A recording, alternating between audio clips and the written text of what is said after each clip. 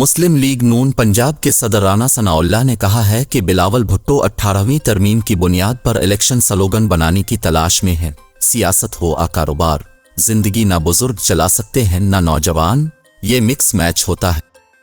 गुज़िश्ता चंद रोज से PP chairman Bilawal Bhutto Zardari अपने बयानात में बुजुर्ग सियासतदानों को सियासत से अलग होने का मशवरा दे रहे हैं, जिसमें उन्होंने साबिक वजीर आज़म नवाज शरीफ को भी हदफ तनकीद बनाते हुए घर बैठने का मशवरा दिया।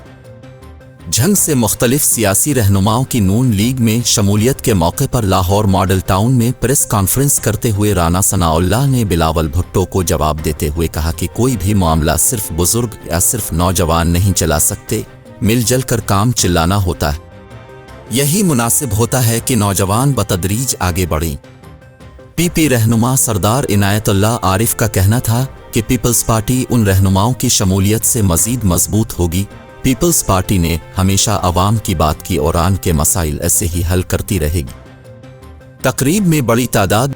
इसके अलावा उन्होंने कहा कि 21 अक्टूबर को नवाज शरीफ ने ये अहद किया था कि मुल्क को बहरान से निकालेंगे। हमने पहले भी मुल्क को ऐसे बहरानों से निकाला है, अब भी निकालेंगे। मुल्क कायम रहने के लिए बना है, क़यामत तक कायम रहेगा।